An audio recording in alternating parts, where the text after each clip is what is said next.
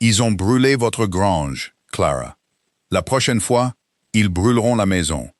Ethan Cross se tenait sur le seuil de sa porte. Il avait de la poudre à canon sur les mains et du sang sur une manche. Elle ne leva pas les yeux de son aiguille. Alors qu'il le fasse. Clara, regardez-moi. J'ai enterré un mari l'hiver dernier, Monsieur Cross. J'ai enterré tout ce qu'une femme peut enterrer et continuer de respirer. Qu'il vienne. Il traversa la pièce. Il s'agenouilla près de sa chaise. Il posa sa main à plat sur la table, à côté de sa bougie. À partir de maintenant, Clara Whitmore, vous ne travaillerez plus jamais seule. Pas ce soir. Pas une seule nuit. Pas tant que je respirerai. 3 mois plus tôt, Clara Whitmore n'était pas encore le genre de femme capable de dire « qu'il vienne » sans que sa voix ne se brise. Elle était simplement une veuve, comptant ses points de couture dans le noir. 140, murmura-t-elle, car compter à voix haute était la seule chose qui la maintenait éveillée après minuit. 141, 142, la bougie à côté de son coude en était à sa 3e mèche de la semaine. La cire avait coulé, durci, puis coulé à nouveau. Et Clara avait cessé de regarder sa forme, car sa forme lui rappelait tout ce qui, dans sa vie, avait été fondu et remodelé en quelque chose qu'elle ne reconnaissait plus.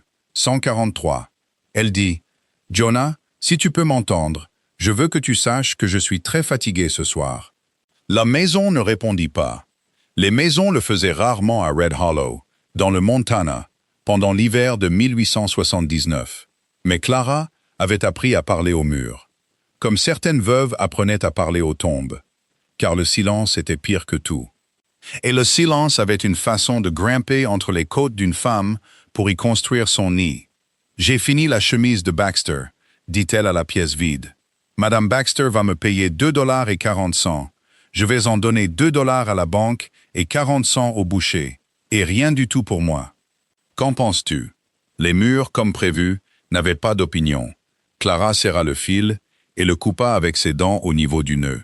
Ses ciseaux étaient émoussés, et elle n'avait pas encore l'argent pour les faire aiguiser. Ses dents non plus n'étaient plus ce qu'elles avaient été 1 an auparavant.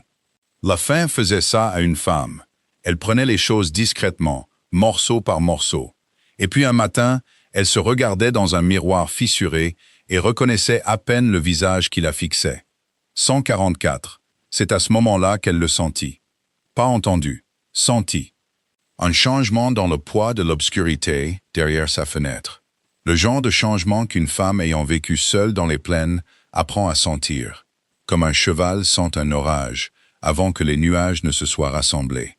L'aiguille de Clara s'arrêta. « Qui est là ?» Elle ne cria pas. Elle ne se leva pas. Une femme qui se lève trop vite invite un homme à s'approcher. Jonah le lui avait appris, à l'époque où Jonah lui apprenait des choses au lieu de l'abandonner. J'ai dit « Qui est là ?» Pendant un long moment, seul le vent répondit. Puis une voix, basse et prudente. La façon dont un homme parle quand il essaye de ne pas effrayer l'animal sur lequel il est tombé. « Je ne voulais pas vous effrayer, madame. Je ne faisais que passer. Passer d'où à où à cette heure? De chez les Cater à nulle part en particulier. Avancez dans la lumière pour que je puisse vous voir, ou quitter mes terres. » Elle entendit des bottes se déplacer lentement, le bruit d'un homme qui n'essayait pas de se cacher. Ce qui était en quelque sorte pire, car les hommes qui se cachaient pouvaient être chassés avec un fusil.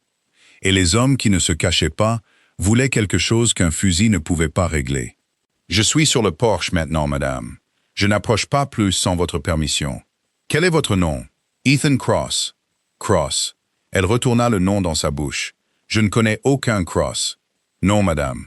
Je suis au ranch des Curther depuis environ 4 mois. Je ne viens pas souvent en ville. »« Pourquoi étiez-vous à ma fenêtre? » Il y eut un silence alors, plus long qu'il n'aurait dû l'être. La main de Clara, qui n'avait pas bougé de l'aiguille, commença à se diriger vers le petit pistolet qu'elle gardait dans le tiroir de sa table de couture. Jonah lui avait acheté ce pistolet. C'était l'une des 2 choses utiles qu'il lui avait laissées. L'autre était la mort. « Monsieur Cross, je vous ai posé une question. J'ai vu la bougie, dit-il finalement. Depuis la route. La plupart des maisons par ici sont éteintes à 9 heures. La vôtre ne l'était pas. J'ai pensé que quelque chose n'allait peut-être pas. J'ai pensé que quelqu'un était peut-être en difficulté. Et qu'aviez-vous l'intention de faire si c'était le cas? Je n'avais pas poussé ma réflexion aussi loin, madame. Clara faillit rire. Cela la surprit. Elle n'avait pas ri. Pas vraiment. Depuis 7 mois. Le son resta coincé quelque part entre sa gorge et ses dents, et sortit comme quelque chose de plus proche d'une toux. Monsieur Cross. Oui, madame. Personne n'est en difficulté ici. Je suis en train de coudre. Je coudrai jusqu'à 4 heures du matin, puis je dormirai jusqu'à 6 heures. Et ensuite, je coudrai à nouveau. C'est comme ça que je vis maintenant. S'il vous plaît, ne revenez plus à ma fenêtre. Non, madame, je ne le ferai pas. Elle l'entendit descendre du porche. Elle entendit ses bottes sur la terre battue. Elle entendit le grincement du cuir de la selle. Et puis, après un moment, elle entendit quelque chose qu'elle ne s'attendait pas à entendre. Elle l'entendit ne pas partir tout de suite. Monsieur Cross. Madame, pourquoi ne partez-vous pas? Je voulais m'assurer que vous aviez bien verrouillé cette porte avant de partir. Clara resta très immobile. 7 mois plus tôt, Jonah Whitmore était parti réparer une section de clôture dans le pâturage nord. Un cheval avait eu peur d'un serpent à sonnette, et Jonah était rentré sur un chariot, le cou tordu. Et depuis tous ces mois, pas un seul homme de Red Hollow n'avait attendu devant sa porte pour s'assurer que le verrou était tiré. Ni le prêtre, ni le banquier, ni même le propre cousin de son mari, qui vivait à 4 miles à l'est et avait hérité de 2 des meilleurs veaux de Jonah, mais d'aucune de sa conscience. « Le verrou est tiré, dit-elle, bien que ce ne fût pas le cas. Oui, madame. Bonne nuit. » Elle l'écouta s'éloigner à cheval, et quand le son des sabots se fut complètement estompé dans l'obscurité, Clara Whitmore se leva. Elle se dirigea vers la porte et tira le verrou, avec une main qui, contre toutes ses instructions, tremblait. Le lendemain matin, elle se rendit en ville. Elle ne voulait pas y aller. Elle avait 3 chemises à finir et un pantalon à ourler. Et chaque heure non passée à sa table était une heure qu'elle ne pouvait pas se permettre de perdre.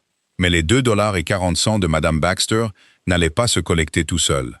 Et le boucher ne donnerait pas un quart de livre de lard salé à une femme qui n'avait rien d'autre en main que des promesses. Red Hollow, le matin, était un endroit qui observait sans tourner la tête. « Bonjour, Madame Whitmore. »« Bonjour, Monsieur Teague. Il fait froid. Ils le sont tous maintenant. » Elle ne s'arrêta pas de marcher. Elle connaissait le rythme. Elle hochait la tête. Elle gardait le dos droit. Elle ne les laissait pas voir la reprise au coude de son manteau, qu'elle avait faite elle-même à la lueur de la lampe. C'était du bon travail, mais c'était quand même une reprise. Et dans une petite ville, une reprise au coude d'une veuve était une histoire qui faisait le tour de la ville avant midi. Madame Baxter la paya en pièces d'argent, et avec un regard dur. « Vous vous portez bien, Clara. Assez bien. Les gens parlent. Vous savez, les gens parlent toujours, Madame Baxter. Une femme de votre âge, seule là-bas. Je ne suis pas seule. J'ai le travail. C'est ce que je veux dire, ma chère. Le travail ne tient pas compagnie. Le travail, c'est juste du travail. » Clara sourit. Le sourire qu'elle avait appris à sourire. Il n'atteignait pas ses yeux, car elle ne le laissait pas faire. Ses yeux étaient la dernière chose qui lui appartenait encore vraiment. « Merci pour le salaire, madame. J'aurai le prochain terminé pour mardi. » Elle était à mi-chemin de son chariot quand elle le vit. Ethan Cross, de l'autre côté de la rue, sortant du magasin de fourrage, avec un sac sur l'épaule et son chapeau baissé. Il ne la vit pas au début. Puis il la vit, et il s'arrêta. Et l'espace d'un instant, Clara pensa qu'il pourrait toucher son chapeau et continuer son chemin. Car c'est ce que faisaient les hommes décents quand on leur avait dit à minuit de rester loin de la fenêtre d'une femme. Il ne continua pas son chemin. Il traversa la rue. « Madame Whitmore, Monsieur Cross, je vous dois des excuses pour la nuit dernière. Vous en avez déjà présenté. J'aimerais en présenter de meilleurs, Madame, Monsieur Cross. J'ai 1700 dans ma poche et 4 heures de jour restantes. Je n'ai pas le temps pour de meilleures excuses. Non, Madame. Alors peut-être qu'au lieu d'excuses, je pourrais vous donner du travail. » La main de Clara se resserra sur les rênes de son chariot. Quel genre de travail? Il ajusta le sac sur son épaule. Elle remarqua, car elle remarquait tout ce qui concernait le tissu, que la couture à l'épaule de sa veste était déchirée. Pas une petite déchirure, une longue déchirure en lambeaux, partant du col presque jusqu'au coude. « Je me suis accroché à un clou, » dit-il, comme s'il l'avait vu regarder. « Je ne sais pas coudre, madame. Tout le monde chez les curteurs sait que je ne sais pas coudre. J'ai essayé une fois avec le voile de mariée de ma sœur quand j'avais 12 ans. Et ma sœur a dit des mots qu'une petite fille n'est pas censée connaître. Et je n'ai pas touché une aiguille depuis. Alors, vous voulez que je le répare? Je veux qu'il soit réparé. Je demande 50 cents pour une déchirure aussi longue. Je paierai $1. Clara le regarda. Elle le regarda longuement. Elle le regarda comme une femme regarde un cheval qu'elle envisage d'acheter, essayant de voir la boiterie avant que le vendeur ne puisse la cacher. $1, c'est trop. Pas pour la longueur de cette déchirure. $1, c'est trop, Monsieur Cross, et vous le savez. Il croisa son regard. Il ne silla pas. C'est à cela qu'elle penserait plus tard. Il n'avait pas scié. Et dans une ville pleine d'hommes qui ne pouvaient pas croiser le regard d'une veuve de peur d'attraper quelque chose d'elle, cela seul était presque suffisant pour qu'elle lui fasse confiance. « Alors demandez-moi 50, dit-il, et gardez les 50 autres pour la prochaine fois que je déchirerai quelque chose. Car je suis un homme maladroit, Madame Whitmore. Je déchire souvent les choses. Monsieur Cross. Oui, Madame. Essayez-vous de m'aider. Non, Madame. En êtes-vous sûr? J'essaie de payer pour une réparation. Tout le reste, ce sont vos mots, pas les miens. » Elle lui prit la veste. Elle ne sourit pas en la prenant. Elle ne le remercia pas. Elle la plia sur son bras, comme elle pliait tous les vêtements que les hommes lui apportaient. Et elle dit, « Mardi. Venez mardi après-midi. Oui, Madame. Et Monsieur Cross. Madame. Ne revenez plus à ma fenêtre. Si vous avez affaire à moi, venez à ma porte en plein jour, comme un homme. Oui, Madame. » Il toucha son chapeau et s'éloigna. Et Clara resta dans la rue, avec une veste déchirée sur le bras, et un sentiment dans la poitrine pour lequel elle n'avait pas de nom et n'en voulait pas. La banque envoya sa lettre le vendredi. Elle la lut 2 fois à sa table de cuisine, car elle s'était entraînée à lire les mauvaises nouvelles 2 fois, pour que la première lecture puisse être le déni, et la seconde, la vérité. Madame Whitmore, suite au prêt contracté par le défunt Jonah Whitmore sur la propriété connue sous le nom de propriété Whitmore, un paiement d'un montant de $320 est dû au plus tard le 1er avril. Le non-paiement dudit montant entraînera. Elle arrêta de lire. $320. Elle avait $41 et un bocal de boutons. Jonah, dit-elle. Et le mot sortit d'elle comme quelque chose qu'elle devait cracher. Jonah, qu'as-tu signé? Les murs n'avaient pas de réponse à cela non plus. Clara plia la lettre très soigneusement. Elle la plaça à l'intérieur de la Bible sur l'étagère, au-dessus de son poêle. Car c'est là qu'elle gardait les choses qu'elle ne supportait pas de regarder plus d'une fois par mois. L'alliance de sa mère était là, une mèche de cheveux de son petit frère de l'été de la fièvre, son propre certificat de baptême, taché d'eau. Et maintenant, ceci. Elle retourna à sa table de couture. Elle prit la veste déchirée d'Ethan Cross. Elle enfila son aiguille. Et elle ne pensa pas à la lettre. Et elle ne pensa pas aux $320. Et elle ne pensa pas à la façon dont Ethan Cross l'avait regardé dans la rue sans scier. Elle pensa au point de couture. C'est comme ça qu'elle survivait maintenant. Point par point, minute par minute.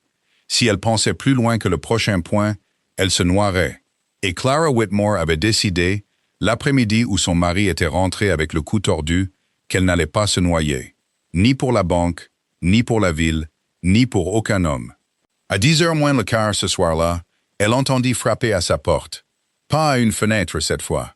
Une porte, un rythme ferme d'heures de jour, bien que le jour fût parti depuis longtemps. Qui est-ce? Cross. Madame. Monsieur Cross, nous ne sommes pas mardi. Non, madame. Je sais. Elle alla à la porte. Elle ne l'ouvrit pas complètement. Elle l'ouvrit de la largeur de son épaule, pas plus. Car une femme seule à 10 heures du soir n'ouvrait pas complètement une porte à un homme, peu importe la constance de son regard. Il tenait un panier. Qu'est-ce que c'est? Des œufs, madame, de chez les Curters. Madame Curther en a envoyé trop en ville cette semaine. Il se serait abîmé. Monsieur Cross. Madame. Madame Curther ne sait même pas que j'existe. Il y eut une pause alors. Pas longue. Juste assez longue pour que Clara sache qu'il avait été pris. Et assez longue pour qu'il sache qu'elle l'avait pris. Et assez longue pour qu'ils décident tous les deux quel genre de personne ils allaient être à ce sujet. Non, madame, dit-il. Elle ne le sait pas. Alors, ces œufs viennent de vous? Oui, madame. Et vous les apportez à une femme qui vous a dit de ne pas venir chez elle sauf le mardi? Oui, madame. Pourquoi? Il la regarda pendant un long moment. Quelque chose passa sur son visage, pas de la pitié. Elle aurait claqué la porte à la pitié. Quelque chose de plus dur que la pitié. Quelque chose qui ressemblait presque à de la colère, mais pas contre elle. Parce que j'ai entendu en ville cet après-midi, dit-il, que la banque a avancé l'échéance de votre prêt. Et j'ai connu beaucoup de veuves dans ma vie, Madame Whitmore. Et celles qui sombrent, elles sombrent dans la semaine qui suit une lettre comme celle-là. Pas parce qu'elles ne peuvent pas faire le travail. Parce qu'elles arrêtent de manger. Parce qu'elles arrêtent de dormir. Parce qu'elles oublient qu'une personne ne peut pas combattre la banque et mourir de faim en même temps. Monsieur Cross. Oui, madame. Je n'ai pas demandé vos œufs. Non, madame. Vous ne l'avez pas fait. Je n'accepte pas la charité. Ce n'est pas de la charité, madame Whitmore. C'est une avance. Une avance sur quoi? Sur la prochaine veste que je déchirerai. Elle le regarda. Elle regarda le panier. Elle regarda sa propre main sur la porte, qui, pour la deuxième fois en une semaine, tremblait contre toutes ses instructions. Monsieur Cross. Madame, avez-vous la moindre idée de ce que cette ville dira si un cow-boy du ranch des Curther est vu à ma porte à 10 heures du soir avec un panier d'œufs? J'en ai une petite idée. Oui, madame. Et vous êtes venu quand même? Je suis venu quand même. Pourquoi? Il posa le panier sur le porche. Il recula pour que, si elle voulait le prendre, elle puisse le faire sans que sa main ne soit près de la sienne.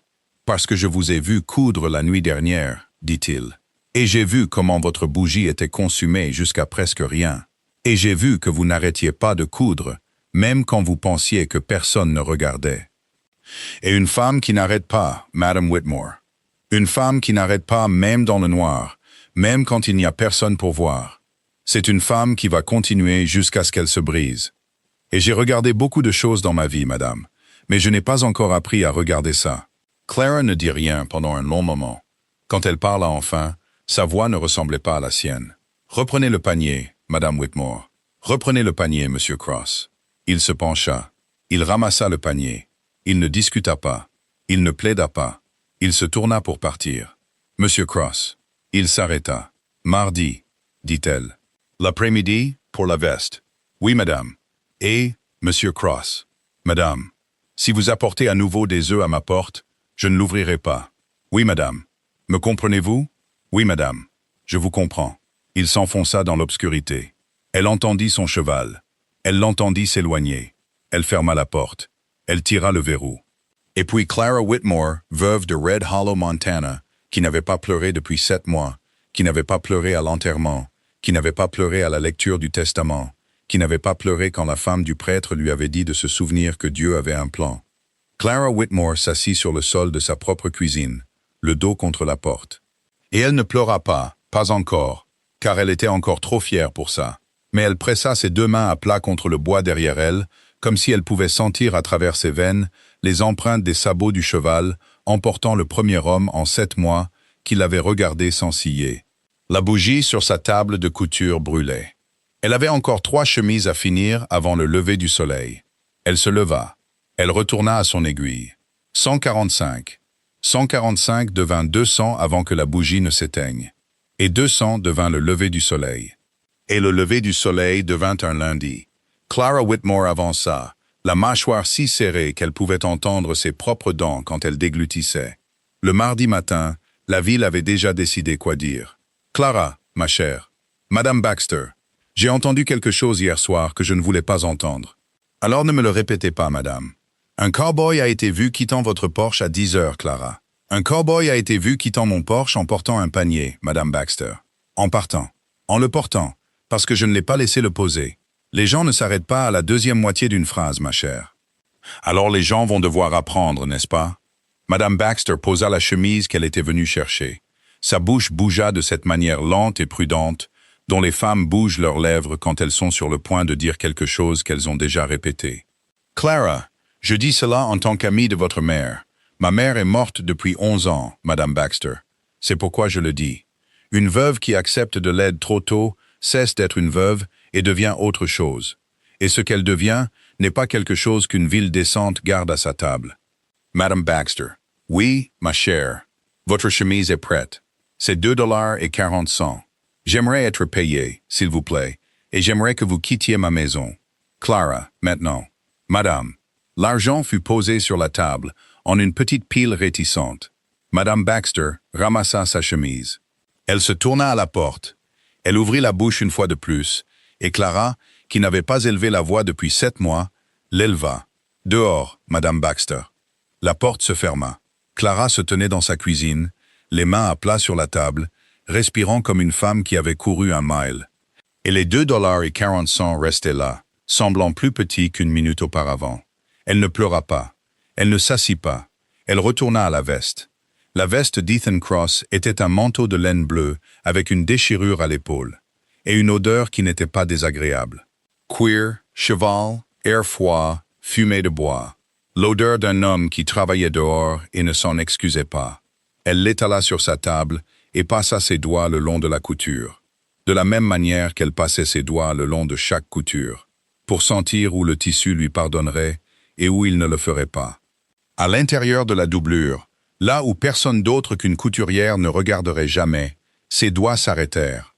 Une pièce, pas une déchirure rapiécée, un petit carré de tissu cousu délibérément dans la doublure, de la manière dont un homme coud une poche pour quelque chose qu'il ne veut pas que l'on sache qu'il porte. Les doigts de Clara sentirent la forme de ce qui était à l'intérieur. Du papier. Elle retira sa main comme si elle avait touché un poil. « Ce n'est pas à toi d'ouvrir ça, Clara Whitmore. » Elle le dit à voix haute dans sa propre cuisine, à elle-même. Car parfois, une femme seule devait être sa propre conscience. Elle prit son aiguille. Elle commença à coudre la déchirure de l'épaule. Elle ne regarda pas la doublure. Elle ne se permit pas de regarder la doublure. Elle compta, car compter était ce qu'elle faisait quand son esprit voulait vagabonder dans des endroits où il ne devait pas. 1, 2, 3, 4. À 50 points, elle entendit le cheval. Il arriva à 12h15, exactement comme elle le lui avait dit. Il frappa à la porte, pas à la fenêtre. Il enleva son chapeau avant qu'elle n'ouvre.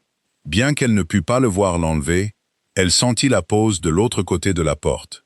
Là où un homme enlève son chapeau. « Monsieur Cross, Madame Whitmore, votre veste est terminée. 50 cents, s'il vous plaît. » Il lui donna les 50 cents. Elle lui donna la veste. L'échange prit moins de 10 secondes. Et pendant ces 10 secondes, Clara Whitmore ne le regarda pas dans les yeux.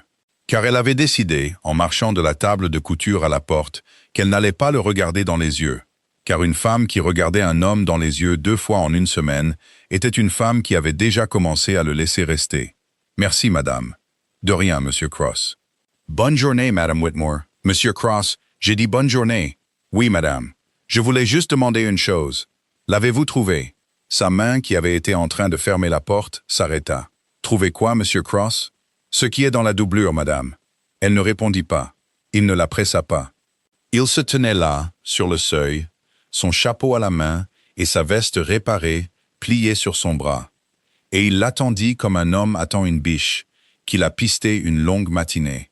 Patient, immobile, ne voulant pas la faire fuir dans les bois. « Je l'ai senti, » dit-elle finalement. « Je ne l'ai pas lu. Je ne m'attendais pas à ce que vous le lisiez. Je m'attendais à ce que vous le sentiez. Parce que vous êtes la seule personne dans cette ville qui met la main à l'intérieur d'un manteau. Et je comptais là-dessus.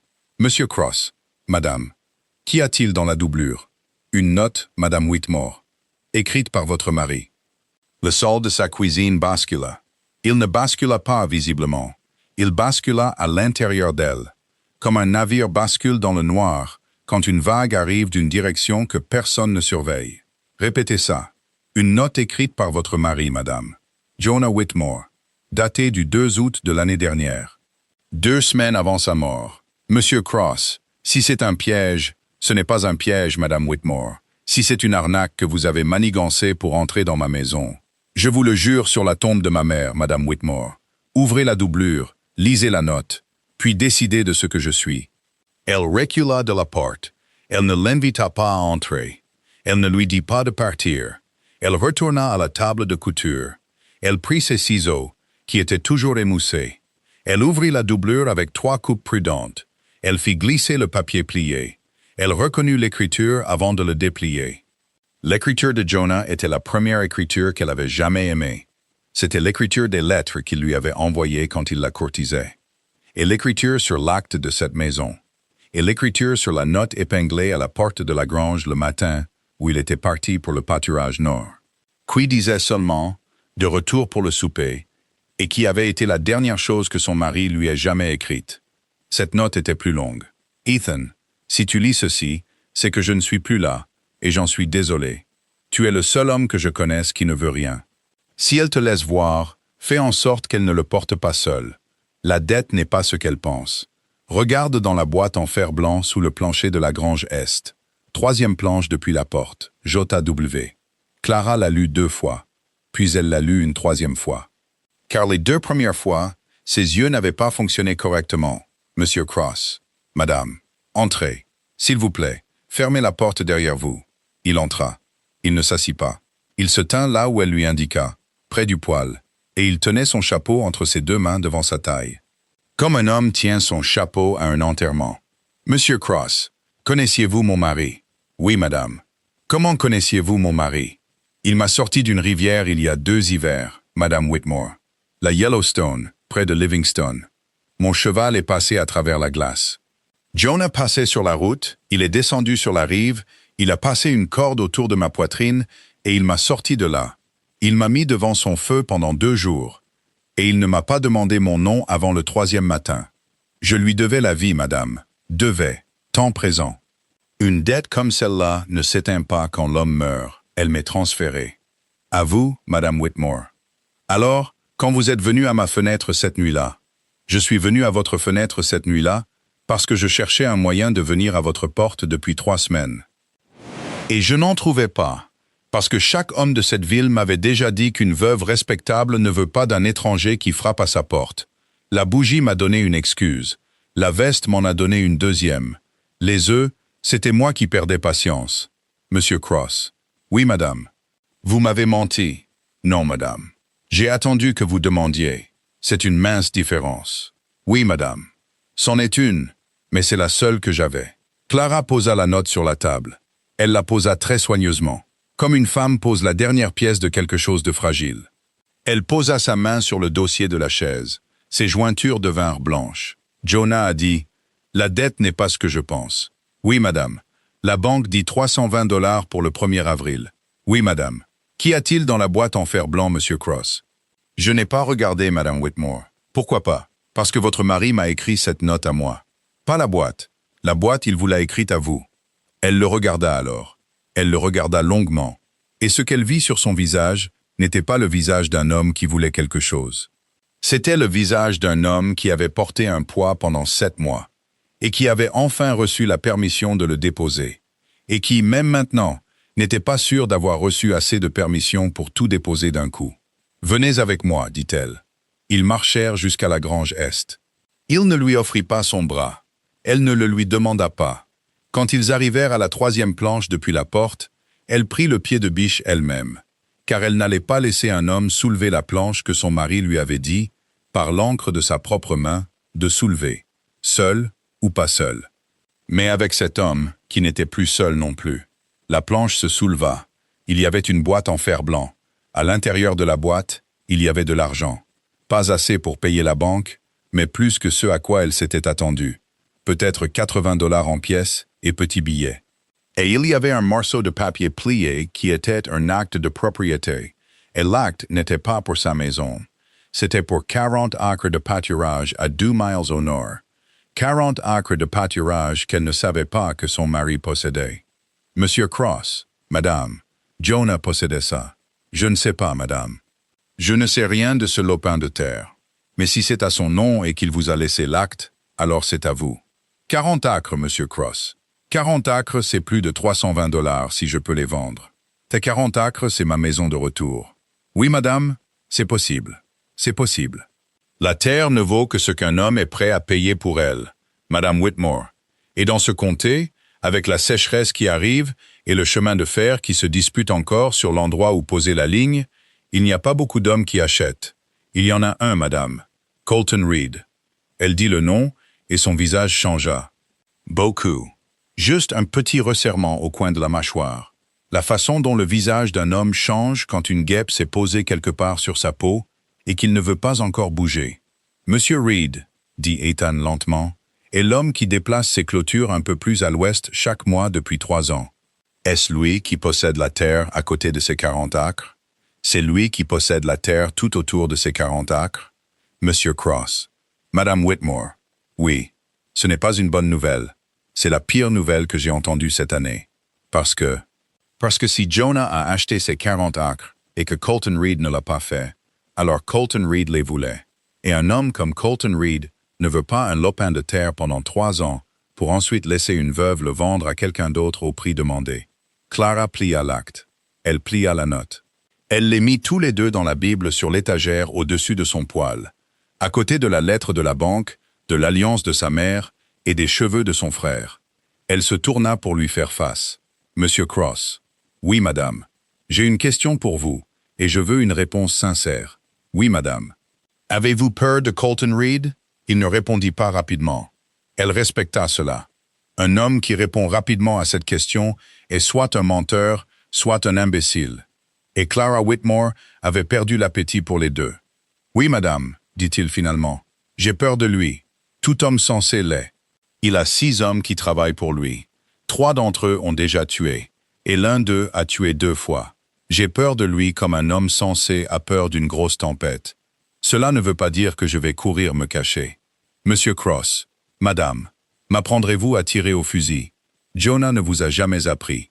Jonah m'a appris le pistolet. Il disait que le fusil était un travail d'homme et qu'il serait toujours là pour le faire. Jonah s'est trompé sur beaucoup de choses, madame Whitmore. Oui, monsieur Cross. Il s'est trompé. Je vous apprendrai le fusil demain. Demain. Ils retournèrent à la maison. Elle ne lui offrit pas de café, car elle n'avait pas de café. Elle lui offrit de l'eau, qu'il accepta. Il la but debout. Il posa la tasse. Il était presque sorti quand on frappa. Ce n'était pas un coup poli. C'était le coup d'un poing habitué à frapper sur des portes qui ne veulent pas s'ouvrir. Clara s'effiguea. Ethan Cross se plaça entre elle et la porte avant qu'elle n'ait fini de reprendre son souffle. Il ne dégaina pas le pistolet à sa hanche. Il posa sa main sur la crosse, calme, prêt. Et il lui dit, sans tourner la tête, « Qui attendez-vous? Personne. Qui est inattendu et dangereux? Un homme. Son nom. Le contremaître de Colton Reed. Silas Pike. Est-il seul? Je ne sais pas. Madame Whitmore. Reculez de la porte, dans la cuisine, derrière le poêle. Monsieur Cross, c'est ma maison. Oui, madame. Et dans 1 minute, ce sera à nouveau votre maison. Pour 1 minute, s'il vous plaît, laissez-la être la mienne. Elle recula. Il ouvrit la porte. Une voix en sortit que Clara connaissait trop bien.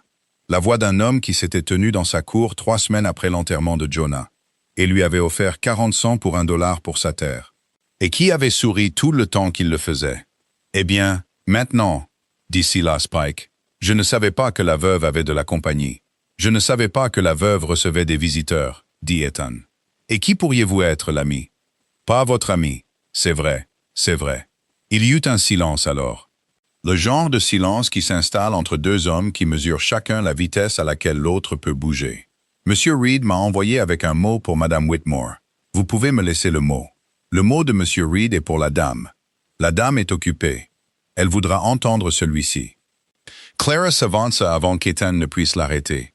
Elle se plaça derrière son épaule, pas au-delà, car elle avait appris quelque chose au cours des 10 dernières minutes qu'elle ne savait pas 1 heure auparavant.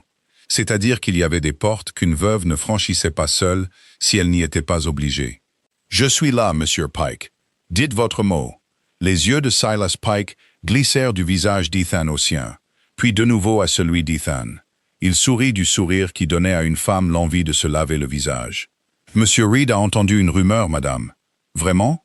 Que vous êtes entré en possession d'un certain acte. » Le sol bascula de nouveau. Clara se tint immobile. Elle ne laissa pas son visage bouger. « Quel acte, Monsieur Pike? »« 40 acres, madame.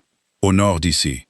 Monsieur Reed aimerait vous faire une offre avant que la banque ne le prenne à la place. »« La banque ne prend rien qui m'appartient, Monsieur Pike. Non, ce n'est pas ce qui se dit en ville. Ce qui se dit en ville est faux.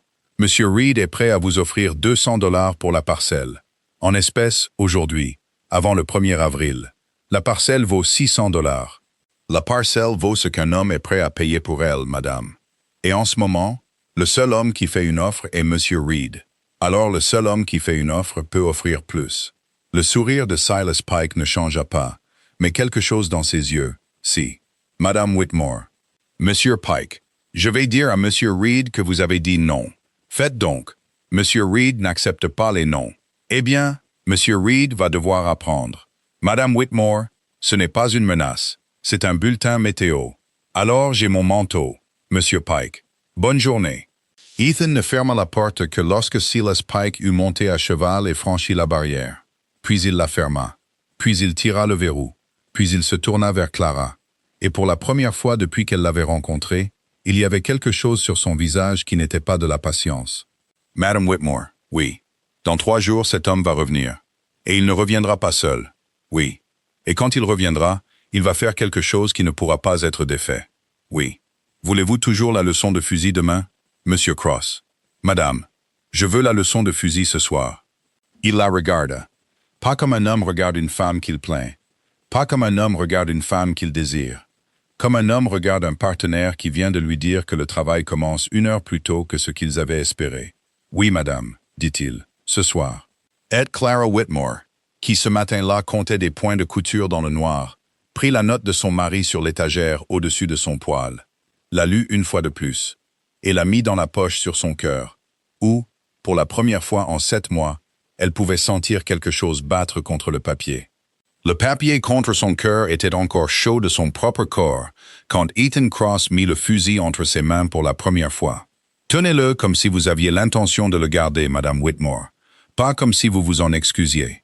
C'est plus lourd que le pistolet. C'est plus lourd qu'un pistolet parce que ça va faire plus de travail qu'un pistolet. Un pistolet est une porte que vous fermez. Un fusil est une porte que vous tenez.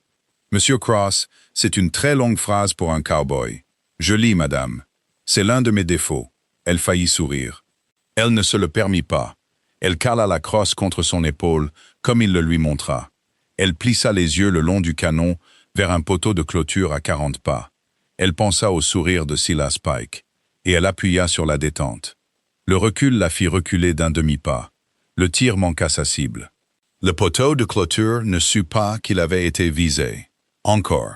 Monsieur Cross, j'ai raté. Oui, madame. Encore. J'ai gaspillé une balle. Vous avez gaspillé une balle que vous pouvez vous permettre de gaspiller. Celle que vous ne pouvez pas vous permettre de gaspiller est celle qui arrive dans 3 jours. Encore. Elle tira à nouveau. Elle tira une 3e fois. Au 4e coup, le poteau de clôture sursauta, et un éclat de pain siffla dans l'obscurité.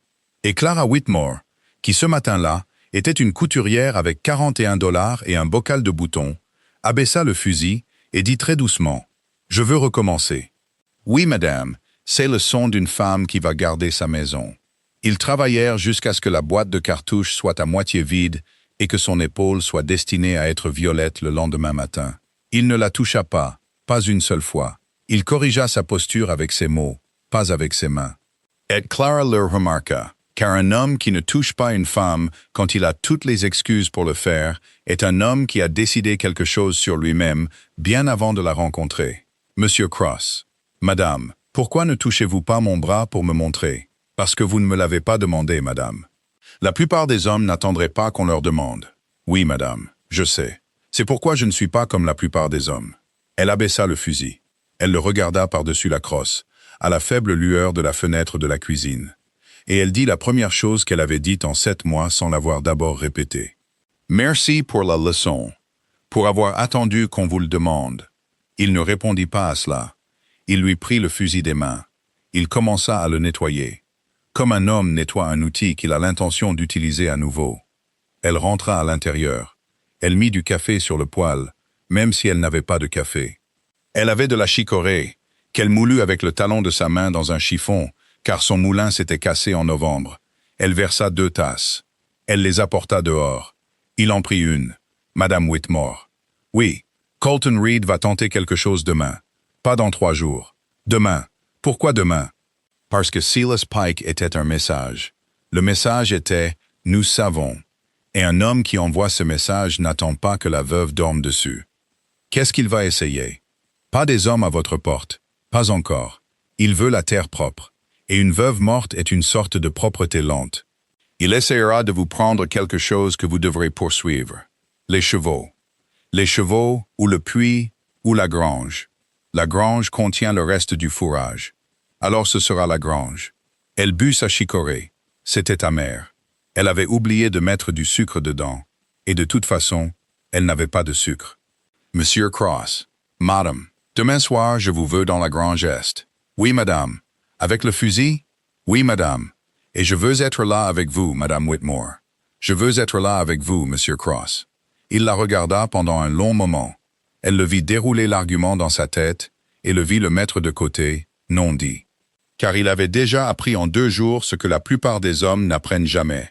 Qu'une veuve qui a recommencé à respirer ne remercie pas un homme d'essayer de lui reprendre son souffle. Oui, madame. Il partit avant minuit. Il retourna à la propriété des Curter, car il avait du travail le matin. Et parce qu'il avait décidé, sans le lui dire, qu'il allait quitter ce travail avant le coucher du soleil. Et il voulait le quitter correctement, avec un préavis. Pas comme un homme abandonne quelque chose dont il ne se soucie plus. Clara ne dormit pas cette nuit-là. Elle s'assit à sa table, et elle cousit. Car la couture était la seule chose que ses mains savaient faire quand son esprit ne voulait pas se calmer. Et elle pensa à la note dans la doublure de la veste d'Ethan. Et elle pensa aux 40 acres. Et elle pensa à Jonah, qui avait acheté une terre dont il ne lui avait jamais parlé. À un homme dont il devait savoir qu'il la voulait. Et elle se demanda pour la première fois si son mari était mort d'un cheval effrayé par un serpent à sonnette. Ou si son mari était mort pour une raison différente, et que le serpent à sonnette avait été une commodité que quelqu'un d'autre avait arrangée. Elle repoussa cette pensée. Elle n'était pas prête pour ça. Elle cousit jusqu'à l'aube. À 8h moins le quart le lendemain matin, la première chose qui tourna mal arriva. Le banquier vint. Monsieur Arlen Boyd ne quittait généralement pas son bureau pour une dette qui n'était pas encore due. Il le fit ce matin-là. Il arriva dans un manteau noir sur une jument noire, et il frappa à sa porte comme un homme frappe quand il a déjà décidé qu'il a le droit d'entrer. Madame Whitmore, Monsieur Boyd, puis-je entrer? Vous pouvez dire ce que vous êtes venu dire de là où vous êtes, Monsieur Boyd. Il n'aima pas ça. Sa bouche fit ce que les bouches des hommes faisaient quand une veuve refusait une petite courtoisie. Mais il n'était pas venu de la ville pour faire demi-tour sur un porche, et ils le savaient tous les deux. Madame Whitmore, je crains que la note n'ait été rappelée plus tôt. La note est due le 1er avril, Monsieur Boyd. La note a été rappelée plus tôt, Madame Whitmore, par le détenteur de la note. Vous êtes le détenteur de la note, Monsieur Boyd. J'étais le détenteur de la note. La note a été achetée. Le sol de son porche ne bascula pas cette fois. Il s'effondra d'un coup. Elle le sentit dans ses genoux. Acheté par qui? Je ne suis pas autorisé à le dire, madame. Monsieur Boyd, si vous restez sur mon porche et me dites que la dette de mon mari a été achetée par un homme que vous ne nommerez pas, je vous jure que je connaîtrai son nom avant le coucher du soleil. Et chaque âme de cette ville saura que vous n'avez pas voulu me le dire. Madame Whitmore. Son nom, Monsieur Boyd. Monsieur Colton Reed. Elle ne dit rien pendant un long moment. Elle avait su. Elle avait su avant qu'il n'ait fini la première phrase. Mais l'entendre était différent. L'entendre était le son d'un piège vers lequel elle marchait depuis 3 semaines et qui venait de se refermer derrière elle. Quand la note est-elle due maintenant, Monsieur Boyd? 7 jours, Madame Whitmore. Payée en totalité ou la propriété est reprise? 7 jours. 7 jours. Monsieur Boyd, vous me connaissez depuis que j'ai 14 ans. Oui, madame. Vous étiez à mon mariage. Oui, madame. Et vous avez vendu la dette de mon mari à l'homme qui veut ma terre. Madame Whitmore, ce sont les affaires. Monsieur Boyd, vous allez regarder votre propre visage dans un miroir de rasage demain. Et je veux que vous vous souveniez, pendant que vous le regarderez, qu'une femme que vous connaissez depuis 11 ans vous a posé une question ce matin. Et la réponse était « les affaires ». Il ne répondit pas. Il n'avait pas de réponse. Il toucha son chapeau, monta sur sa jument noire et retourna en ville. Ed Clara Whitmore se tint sur son porche, les bras croisés sur sa poitrine, et le regarda partir jusqu'à ce qu'il ne soit plus qu'un point, car elle ne voulait pas qu'il se retourne en selle et la voie s'asseoir. Elle s'assit après qu'il fut devenu un point. Elle mit sa tête dans ses mains. Elle ne pleura pas. Elle n'avait toujours pas pleuré, mais ses épaules tremblèrent pendant 3 respirations, et elle compta les 3 respirations comme elle comptait les points de couture. Et puis elle se releva, car il n'y avait personne dans cette maison qui allait se lever pour elle si elle ne le faisait pas. Ethan arriva à midi. Il arriva avec un sac de couchage attaché derrière sa selle, un fusil dans le fourreau, et une expression sur son visage qui lui dit, avant même qu'il ne prononce un mot, qu'il avait quitté la propriété des Curter.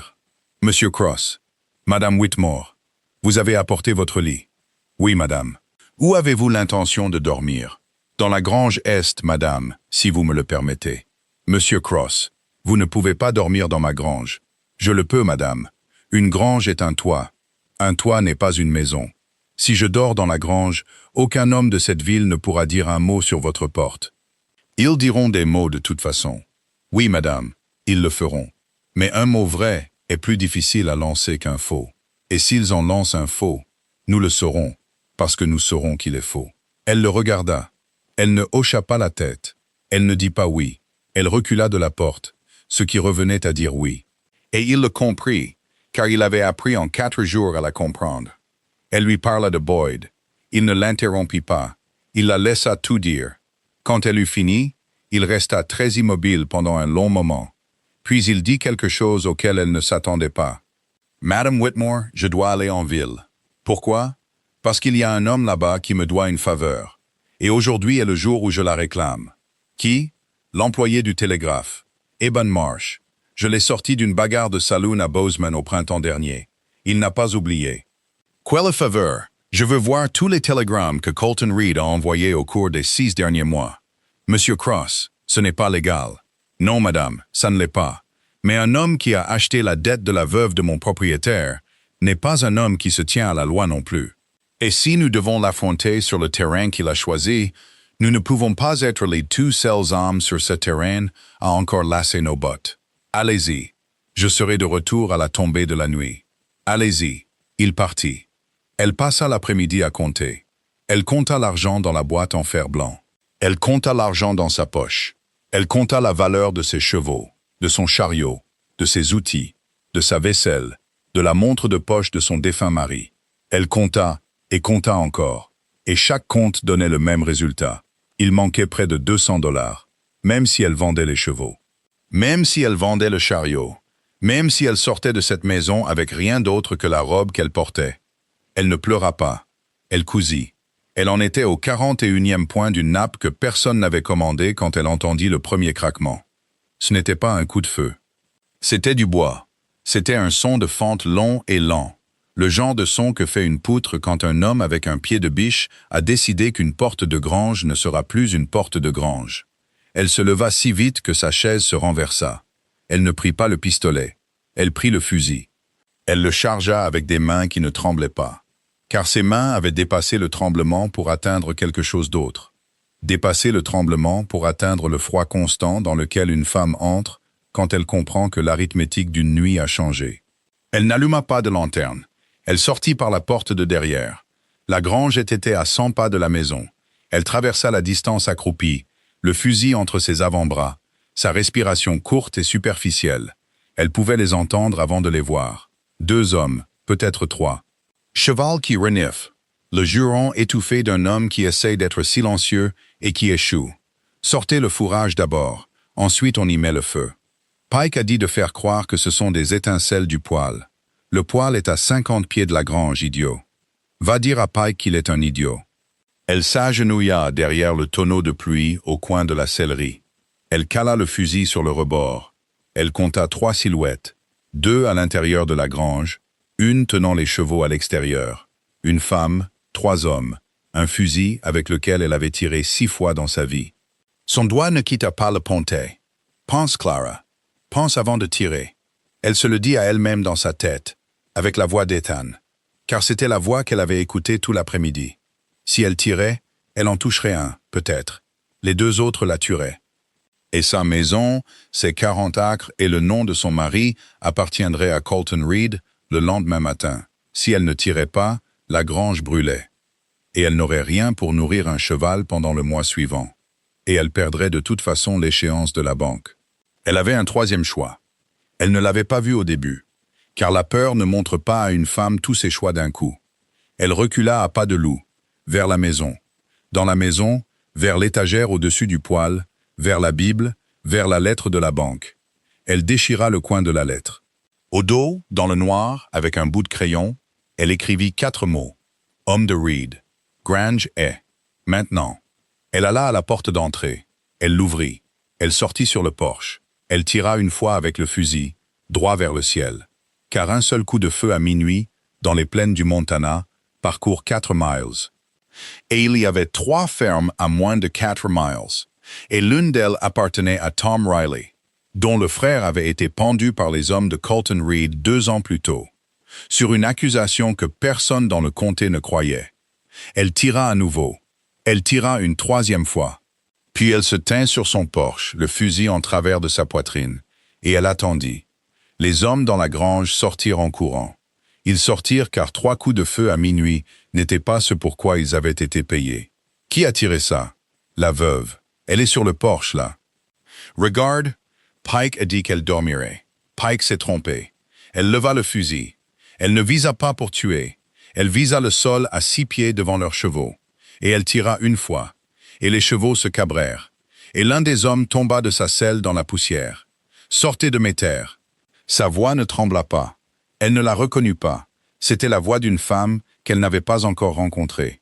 Sortez de mes terres, ou je jure sur la tombe de mon mari que le prochain tir sera dans votre ventre. Ils montèrent sur leurs chevaux. Celui qui était tombé monta derrière un autre. Ils partirent. Ils partirent vers l'ouest, vers la propriété de Reed. Et ils partirent vite, car ils avaient entendu dans sa voix ce que Colton Reed ne leur avait pas dit qu'ils entendraient. Une femme qui n'allait pas vendre. Elle resta sur le porche jusqu'à ce que la poussière retombe. Elle resta jusqu'à ce qu'elle entende un autre cheval arriver de l'est, rapidement. Et puis elle faillit lever à nouveau le fusil avant de reconnaître son rythme. Car une femme apprend à connaître un cheval comme elle apprend à connaître un homme, dès la première semaine. Ethan descendit de selle avant que le cheval ne se soit arrêté. Clara. Il ne l'avait jamais appelée Clara auparavant. Il ne remarqua pas qu'il l'avait fait. Elle, si, je vais bien. Clara. J'ai dit, je vais bien, Monsieur Cross. 3 d'entre eux sont partis. J'ai tiré au-dessus d'eux. Il traversa le porche. Il s'arrêta à 2 pieds d'elle. Il ne la toucha pas. Sa poitrine se soulevait et s'abaissait comme la poitrine d'un homme se soulève et s'abaisse après avoir mené un cheval à moitié mort. Êtes-vous blessé? Non. La grange est-elle debout? Ils n'ont pas eu le temps. Clara. Je vais bien, Ethan. C'était la première fois qu'elle disait son nom. Il ferma les yeux l'espace d'une respiration. Quand il les rouvrit, sa voix était plus stable, mais pas de beaucoup. J'ai les télégrammes. Que disent-ils? Ils disent, Madame Whitmore, que votre mari n'est pas mort à cause d'un cheval. Le fusil s'abaissa. Sa main se posa sur la rampe du porche. Ses jointures trouvèrent l'écharde qu'elle savait être là depuis 6 mois. Répétez ça, Monsieur Cross. Jonah a envoyé un télégramme le 1er août de l'année dernière à un bureau des terres à Helena. Il posait une question sur un arpentage de vos 40 acres. Sur un droit minier. Un droit minier? Du cuivre, Clara. Il y a un filon de cuivre sur vos 40 acres. L'écharde s'enfonça dans son pouce. Elle ne la sentit pas. Et Colton Reed le savait. Colton Reed a envoyé un télégramme le 5 août à un homme à Butte, demandant à quelle vitesse une concession pouvait être bloquée si l'homme qui la détenait devait, selon ses propres mots, Clara, devenir indisponible. Le monde fut très silencieux pendant une longue seconde. Puis Clara Whitmore dit très doucement, à personne et à tout le monde, à son mari décédé et au Dieu auquel elle avait cessé de croire il y a 7 mois. Il a été assassiné. Oui, madame, je le crois. Colton Reed a fait assassiner mon mari pour 40 acres de cuivre. Oui, madame, Monsieur Cross, Clara, nous n'allons pas perdre cette maison. Non, madame, nous ne le ferons pas. Et nous n'allons pas laisser cet homme dormir une autre nuit tranquille dans l'état du Montana. Non, madame. Elle se tourna. Elle retourna dans la maison. Elle posa le fusil sur la table où se trouvait la couture. Elle prit la nappe que personne n'avait commandée. Elle la plia très soigneusement et la rangea. Puis elle s'assit à la table, en face de l'homme qui était venu à sa fenêtre il y a 4 nuits et n'avait pas scié. Et elle dit la première chose qu'elle avait dite de toute sa vie sans la reprendre. « Dites-moi tout ce que vous savez sur le cuivre. Le cuivre est un mot lent, Clara. Il ne sonne pas comme l'or. Il ne chante pas comme l'argent. Il reste dans le sol et il attend. Mais un filon sur 40 acres, s'il court comme le suggère l'arpentage dans le télégramme de Reed, ce n'est pas la fortune d'un fermier. C'est la fortune d'un chemin de fer. Dites un chiffre, Monsieur Cross. Clara, dites un chiffre. 20 000 $, peut-être 40, peut-être plus, si le filon se prolonge au-delà de la ligne du ruisseau. Elle posa ses 2 mains à plat sur la table. Elle ne parla pas pendant un long moment. Quand elle le fit, sa voix était celle d'une femme qui avait enfin compris la forme de la pièce dans laquelle elle se tenait depuis 7 mois. Jonah n'est pas mort à cause d'un cheval. Non, madame. Jonah est mort parce qu'il a trouvé du cuivre. Oui, madame. Et l'homme qui l'a tué détient ma dette. Oui, madame. Et dans 7 jours, cet homme va monter sur ce Porsche avec un papier de ma propre banque, et il va prendre la terre pour laquelle mon mari est mort, parce que mon mari ne m'a pas dit ce qu'il avait trouvé. Clara, oui, votre mari ne vous l'a pas dit parce qu'il n'était pas encore sûr. Le télégramme à Helena était une question, pas une réponse. Il attendait le retour de l'arpentage. Il est revenu le 8 août. Il est mort le 12. 4 jours. 4 jours, Clara. 4 jours. C'est tout l'avertissement qu'il a eu. Oui, madame. Elle se leva. Elle se dirigea vers l'étagère au-dessus du poêle. Elle prit la Bible. Elle l'ouvrit à la lettre, à la note, à l'acte, à l'alliance de sa mère et aux cheveux de son frère, et à la petite pile de choses qui avaient été, jusqu'à il y a 4 jours, la somme de tout ce qui lui restait de la vie qu'elle menait autrefois. Elle ne pleura pas. Elle n'avait toujours pas pleuré. Elle ferma la Bible et la serra contre sa poitrine le temps d'une longue respiration. Monsieur Cross. Clara. Demain, à la première heure, je veux que vous alliez chez Tom Riley. Oui, madame. Dites-lui ce que disent les télégrammes. Dites-lui que Jonah a été assassiné. Dites-lui que le même homme qui a pendu son frère est l'homme qui vient maintenant pour moi. Il viendra. Clara, je ne lui demande pas de venir pour moi. Je lui demande de venir parce qu'il y a des familles dans ce comté qui attendent depuis 2 ans de dire le nom de Colton Reed dans une pièce où Colton Reed ne peut pas leur mettre la main sur la bouche. Oui, madame. Et monsieur Cross. Clara, prenez les télégrammes avec vous. Pas des copies, les originaux. Je veux que Tom Riley voie l'écriture d'Evan Marsh dessus. Je veux qu'il sache que ce n'est pas le chagrin d'une veuve. C'est le crime d'un homme. Oui, Clara, il dormit dans la grange cette nuit-là. Elle ne dormit pas du tout. Elle s'assit dans sa cuisine avec le fusil sur ses genoux et la Bible sur la table devant elle. Et quand le soleil se leva, elle se leva, sortit et lui dit au revoir à la barrière. De la manière dont une femme dit au revoir à un partenaire. Pas avec un contact, pas avec un mot plus long que nécessaire, mais avec un regard qui disait « reviens » et avec un second regard qui disait « je sais que tu le feras ». Il partit. Elle retourna à son aiguille. Car il y avait du travail, et le travail ne s'arrêtait pas pour un meurtre, du cuivre, ou des veuves au bord de tout. Elle cousit 2 chemises et un pantalon avant midi. À midi, elle entendit à nouveau un cheval, et l'espace d'une respiration, elle pensa que c'était Ethan de retour plus tôt. Puis elle reconnut que ce n'était pas le cas, car le rythme était faux. Et le rythme d'un homme qui vient en paix n'est pas le rythme d'un homme qui vient pour autre chose. Ce n'était pas Silas Pike cette fois, c'était Colton Reed lui-même. Elle le vit par la fenêtre, et sa main se posa sur le fusil avant que son esprit ne la rattrape.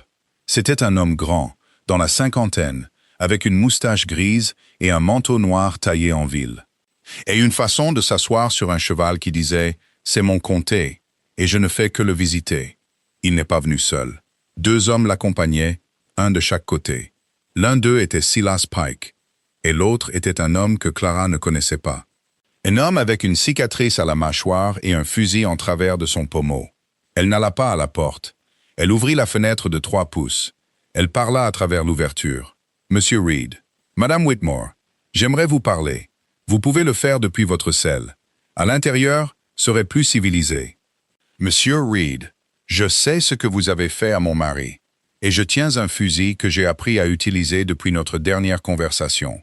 Et si vous posez une seule botte sur mon Porsche, je vais tirer à travers la porte, et je dirai à chaque âme qui viendra voir le trou que vous avez menacé une veuve.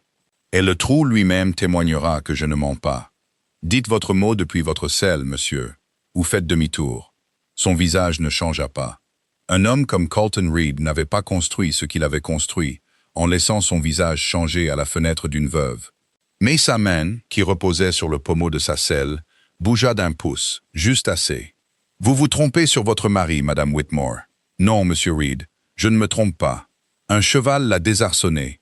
Un cheval qui n'avait pas désarçonné un cavalier en 9 ans. L'a désarçonné, Monsieur Reed, 4 jours après que l'arpentage de mon mari soit revenu positif pour le cuivre, sur les 40 acres que vous essayez d'acheter depuis 3 ans. Ce n'est pas une erreur. C'est une coïncidence que seule une femme morte croirait. Madame Whitmore. Dites votre mot, Monsieur Reed, ou partez. 320 $. Dites-le clairement, monsieur.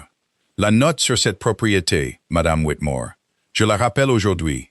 Pas dans 7 jours. Aujourd'hui. Je suis sur vos terres avec le papier dans la poche de mon manteau. Et je vous dis, comme c'est mon droit légal, que si vous ne produisez pas 320 $ dans l'heure qui suit, la propriété est reprise, et vous en serez parti avant le coucher du soleil. Le fusil dans sa main devint plus lourd d'une livre. Sa gorge s'assécha. Ses genoux, elle les sentit. Ses genoux faillirent la lâcher. Mais elle ne le laissa pas le voir. Monsieur Reed, Madame Whitmore, vous bluffez. Non, madame. Vous bluffez parce que si vous aviez le droit légal de faire ce que vous dites, vous auriez amené le shérif. Et vous n'avez pas amené le shérif. Vous avez amené 2 hommes avec des fusils. Un homme qui a la loi de son côté amène la loi. Un homme sans elle amène des hommes de main. Le shérif est à 3 heures d'ici, madame. Le shérif est à 3 heures d'ici parce que vous ne l'avez pas fait venir. Et vous ne l'avez pas fait venir parce que vous savez ce que disait le télégramme de mon mari le 1er août. Et vous savez ce que disait le vôtre le 5. Et vous savez que si le shérif se tenait sur ce porche aujourd'hui et me posait une seule question, la réponse vous ferait pendre. Elle ne savait pas si c'était vrai. Elle pensait que ça l'était.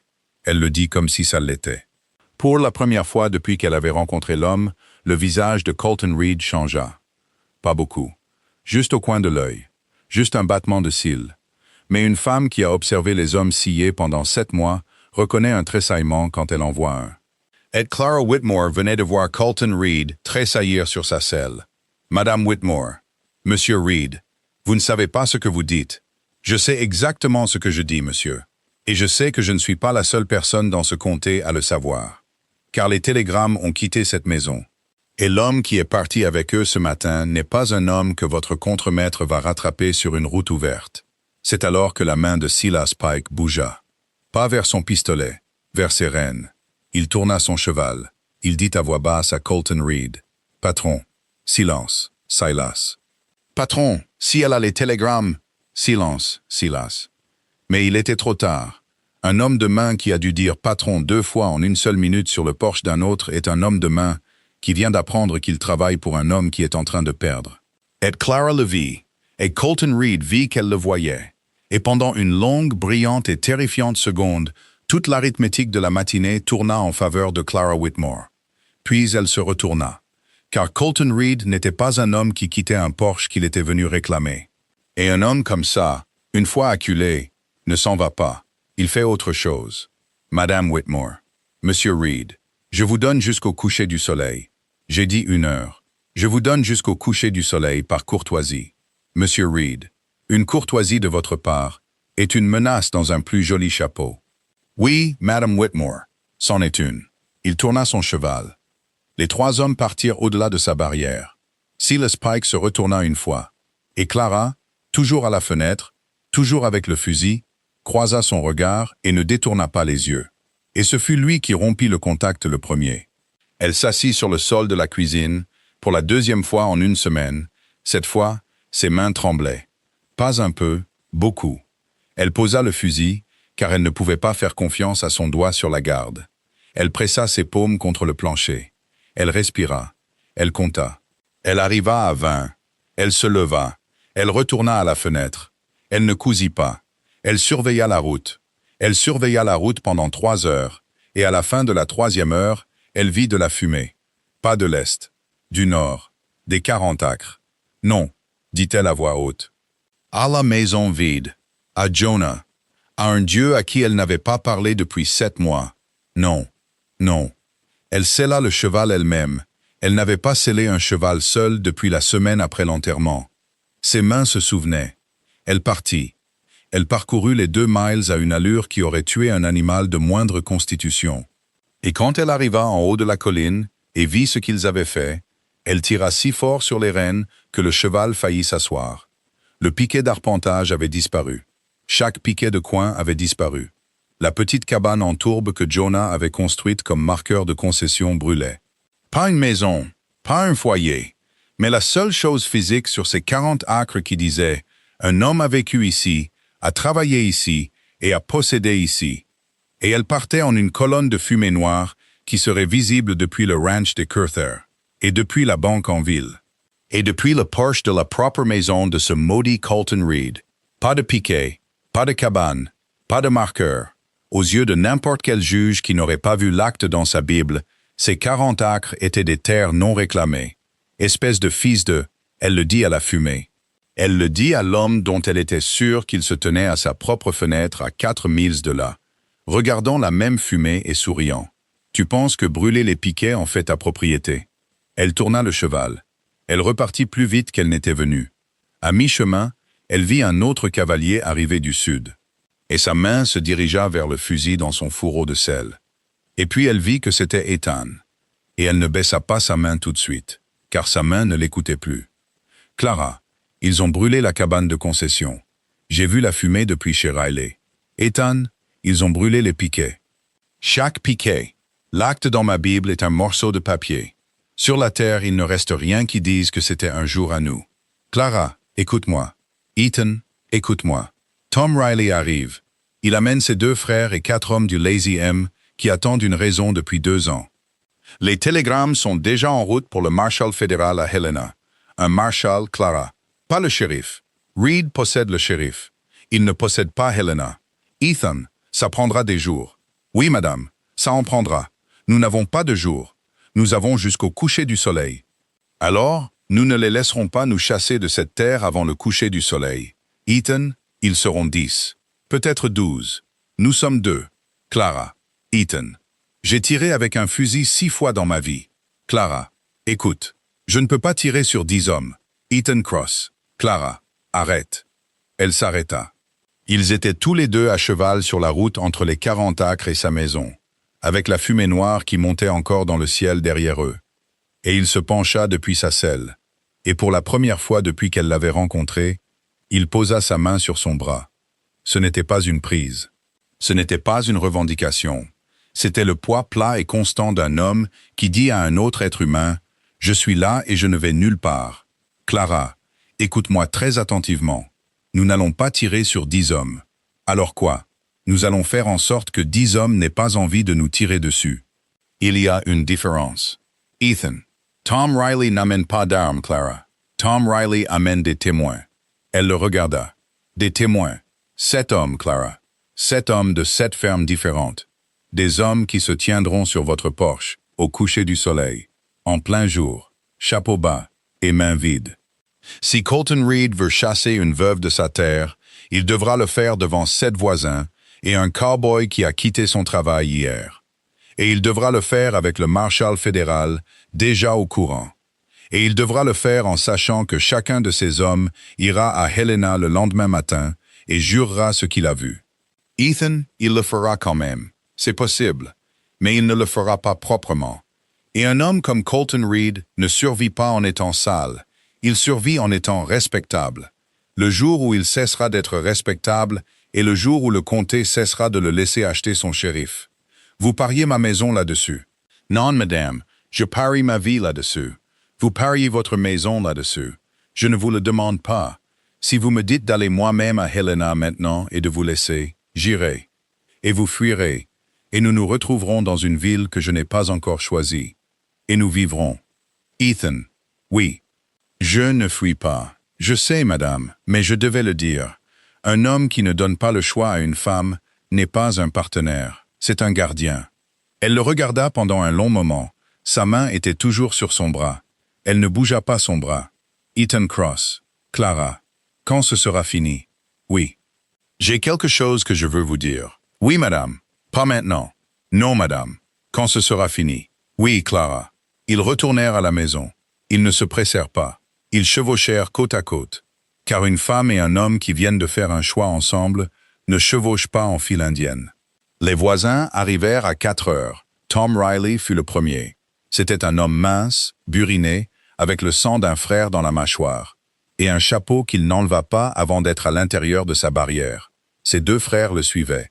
Les 4 hommes du Lazy M arrivèrent un quart d'heure plus tard. L'un d'eux était un homme avec qui Clara était allée à l'église quand elle était jeune. L'un d'eux était le père d'un enfant que son mari avait un jour sorti d'un ruisseau. Aucun d'eux ne portait de fusil. C'était ça, le truc. Aucun d'eux ne portait de fusil. Ils portaient eux-mêmes leur nom, leur visage, leur volonté de se tenir à un endroit et de regarder. Et Clara Whitmore, qui ce matin-là croyait être seule dans l'État du Montana, comprit pour la première fois ce qu'Ethan avait voulu dire en parlant de témoins. Elle se tenait sur son porche. Elle ne les invita pas à monter. Ils ne montèrent pas. Ils se tinrent dans sa cour, en une ligne lâche. 7 hommes, chapeau à la main.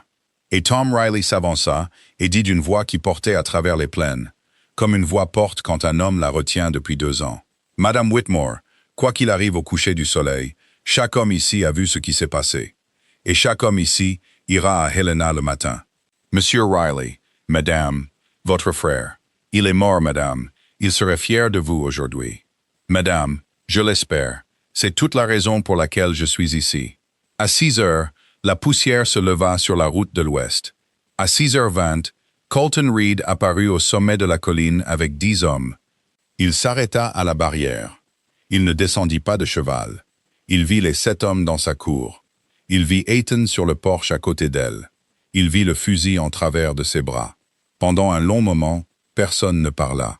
Puis Colton Reed dit d'une voix qui ne portait pas aussi loin que celle de Tom Riley. « Madame Whitmore, je suis venu pour la propriété. » Et Clara Whitmore, avec 7 voisins derrière elle et un cow-boy à ses côtés, et le nom d'un mari décédé dans sa poche, répondit « Monsieur Reed, vous allez devoir passer sur chaque homme dans cette cour pour l'obtenir.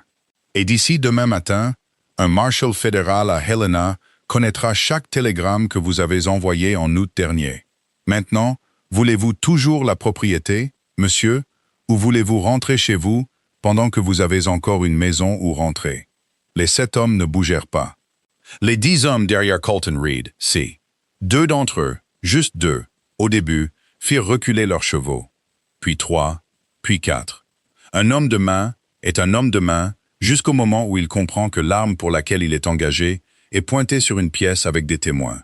Et alors il redevient un homme. Et un homme ne se fait pas pendre pour le cuivre d'un autre. Silas Pike resta. L'homme à la cicatrice resta. Les autres commencèrent lentement à faire demi-tour. Colton Reed ne les regarda pas.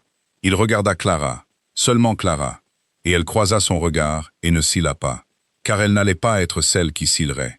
Pas sur ce porche, pas ce jour-là, pas dans la maison pour laquelle son mari était mort. Madame Whitmore, Monsieur Reed, ce n'est pas fini. Non, monsieur, ça ne l'est pas. Ce sera fini quand un marshal fédéral dira que c'est fini. Et la prochaine fois que vous vous tiendrez sur un de mes porches, monsieur, vous le ferez enchaîner. Il tourna son cheval. Il partit. Silas Pike et l'homme à la cicatrice le suivirent. Car un contremaître sans patron est un homme sans salaire. Et il le savait, même s'il ne savait pas encore à quel point les salaires allaient devenir mauvais. Les 7 hommes dans sa cour n'acclamèrent pas. Ils ne bougèrent pas. Ils se tinrent chapeau à la main jusqu'à ce que la poussière soit complètement retombée sur la route de l'Ouest. Puis, Tom Riley remit son chapeau. Il le lui toucha. Il dit, « Madame, nous serons de retour à la première heure. S'il vient dans la nuit, tirez 3 coups, et chaque homme ici sera dans votre cour avant le 4e. » Monsieur Riley, Madame, merci. Non, Madame, ne me remerciez pas. J'attends depuis 2 ans de me tenir sur le porche de quelqu'un. Ils partirent par 2 et par 3. À la tombée de la nuit, il n'y avait plus qu'elle et Ethan sur le porche, aux mêmes 2 places qu'1 heure auparavant. Et la poussière était partie, et la fumée à l'horizon nord s'était dissipée en rien. Et Clara Whitmore abaissa le fusil.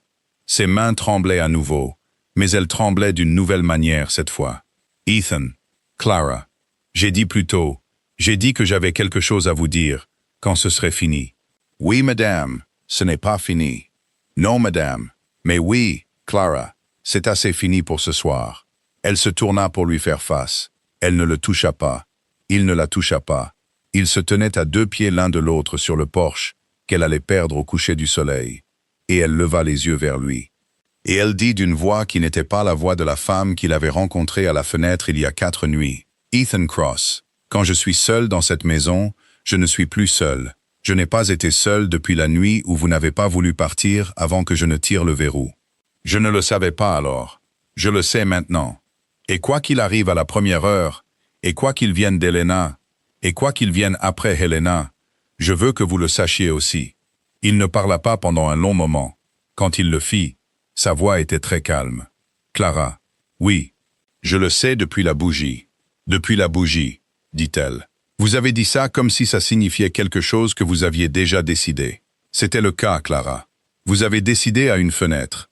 J'ai décidé au moment où vous n'avez pas arrêté de coudre quand vous pensiez que personne ne regardait. Ce n'est pas une chose qu'un homme choisit. C'est une chose qu'un homme reconnaît. Elle ne répondit pas. Elle n'en avait pas besoin. Elle rentra dans la maison. Il resta sur le porche, car la maison était toujours la sienne, et il était toujours l'homme qui dormait dans la grange. Et aucun d'eux n'allait changer ça ce soir. Pas avec Colton Reed respirant quelque part à 4 miles à l'ouest, et un marshal fédéral encore à 2 jours de cheval. Elle ne dormit pas. Il ne dormit pas. À 1 heure du matin, elle l'entendit sur le porche, marchant sur toute sa longueur. Et elle sut qu'il le faisait parce qu'un homme qui avait décidé quelque chose à propos d'une femme ne dormait pas pendant que cette femme était entre ces 4 murs et l'obscurité. À 2 heures, elle ouvrit la porte. Ethan. Clara. Entrez. Madame. Entrez. Pas pour rester, pour vous asseoir. Je ne peux pas coudre.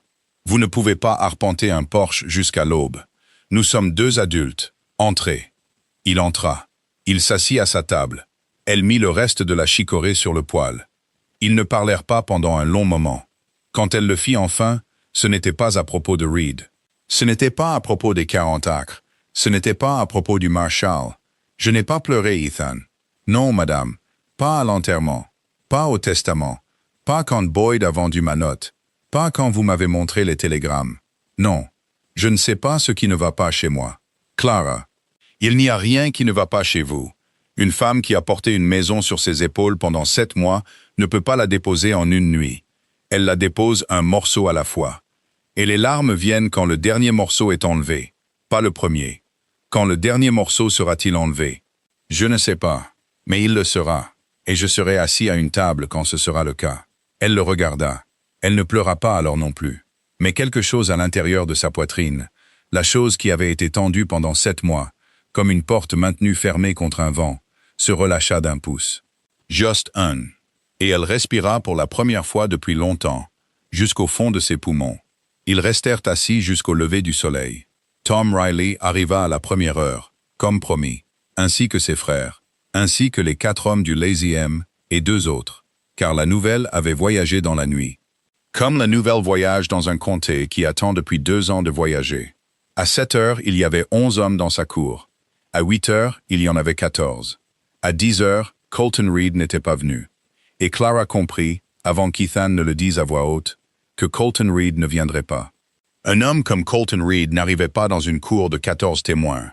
Un homme comme Colton Reed partait pour Helena, ou il partait pour la ligne territoriale, ou il partait pour le seul endroit de ce pays où un mandat fédéral n'avait pas encore été émis.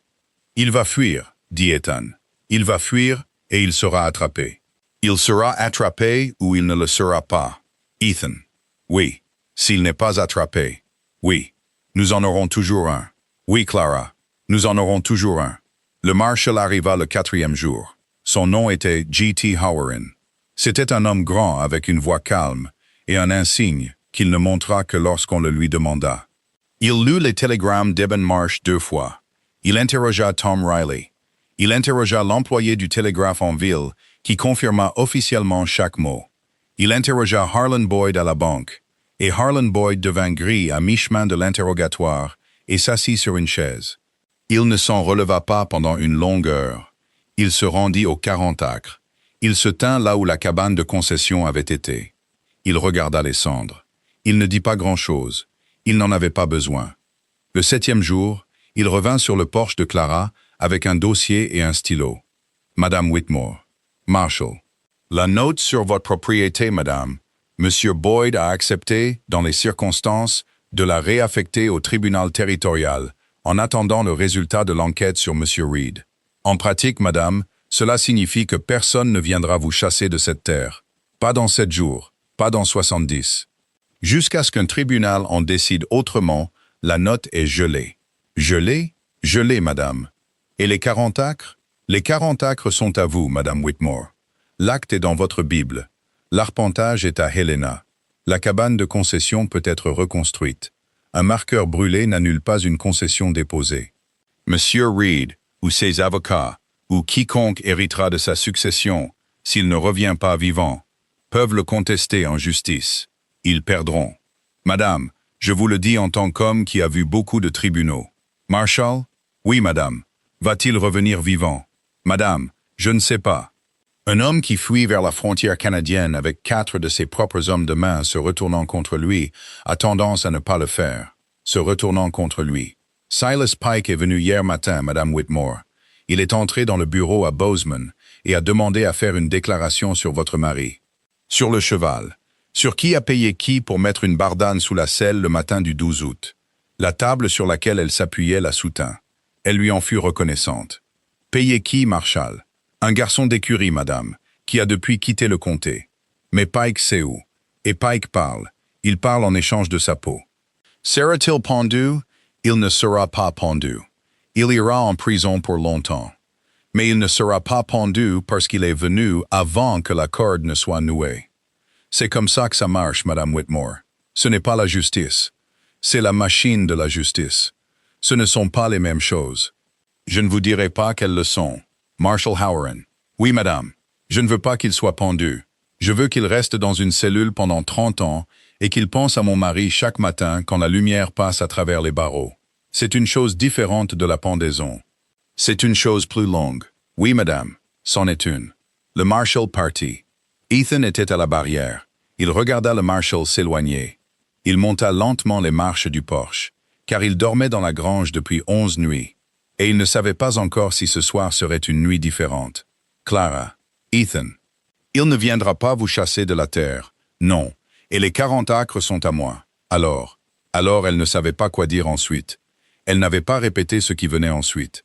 Une femme qui a passé 7 mois à répéter comment tenir une maison n'a pas de réplique prête pour le soir où elle peut arrêter de la tenir. Ethan Cross. Oui, Clara.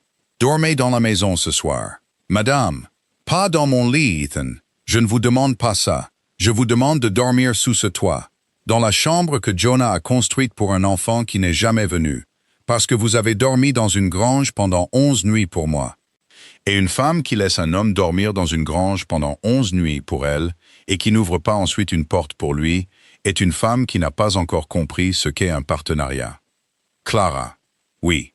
Si je dors sous ce toit ce soir, je dormirai sous ce toit demain. Oui. Et la nuit d'après? Oui. Et celle d'après? Ethan.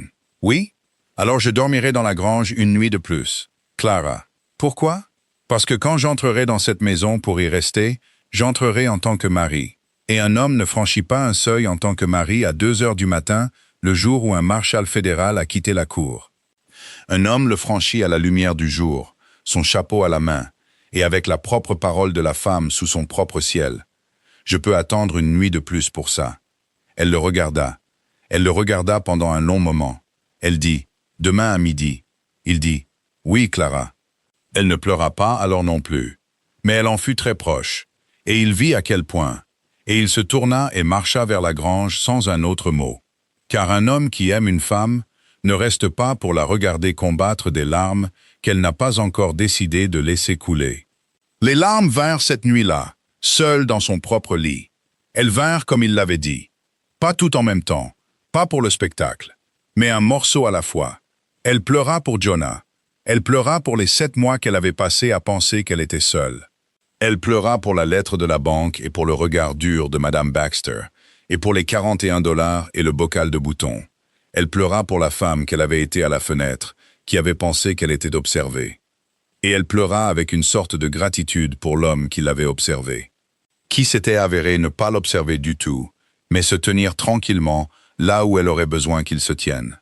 Le matin, elle se lava le visage, tressa ses cheveux et mit la seule robe qu'elle avait qui n'était pas rapiécée. Et elle s'assit à sa table jusqu'à midi.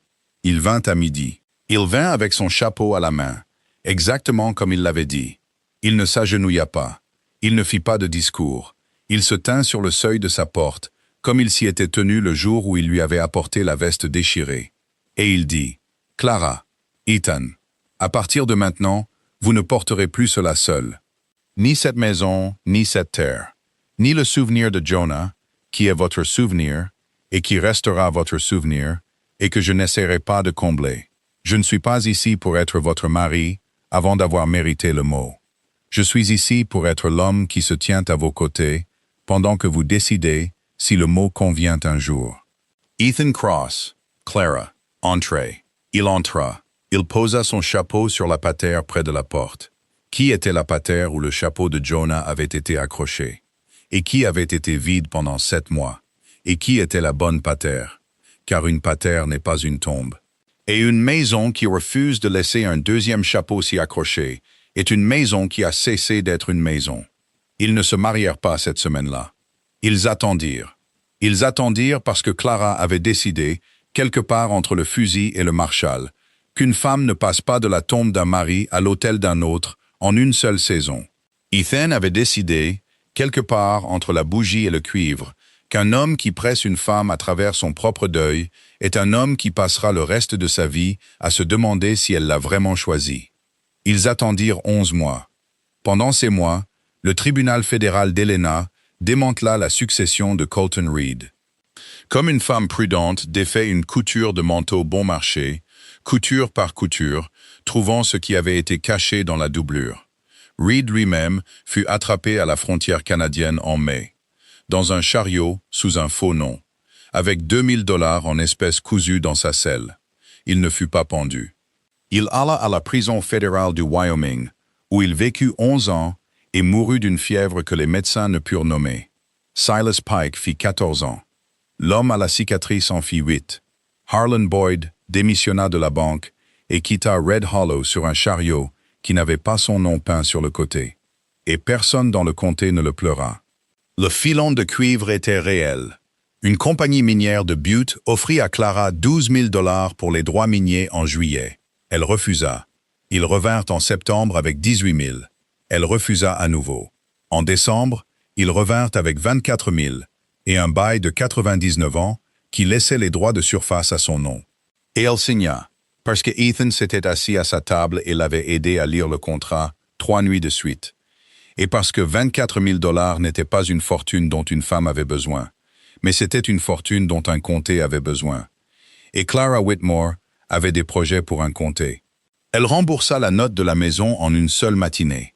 Elle entra elle-même dans la banque. Elle posa l'argent sur le comptoir. Elle ne parla pas au nouveau banquier plus longtemps que nécessaire. Elle remboursa aussi l'hypothèque de Tom Riley, anonymement.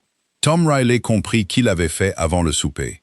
Et il vint sur son porche au coucher du soleil et dit « Madame, je ne peux pas accepter ça. » Et elle dit « Monsieur Riley, vous vous êtes tenu sur mon porche au coucher du soleil, chapeau à la main, et 7 hommes derrière vous.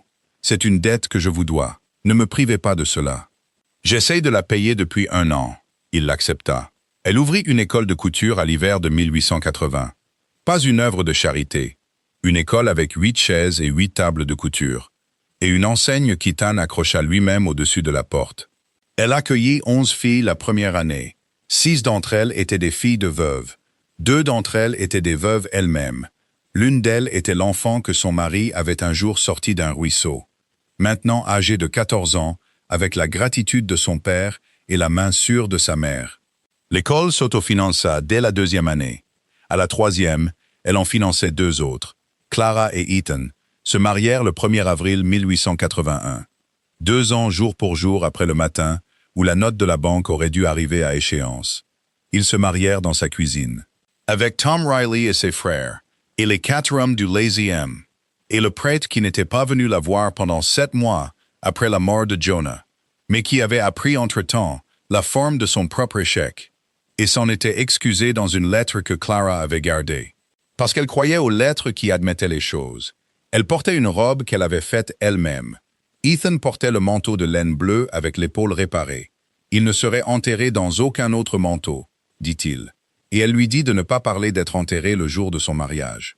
Et il dit, « Clara, un homme qui aime une femme pense à ses funérailles le jour où il lui met la bague au doigt, car il décide à ce moment-là s'il sera celui qui la portera jusqu'à sa tombe ou celui qu'elle portera jusqu'à la sienne. Et dans les 2 cas, c'est une promesse.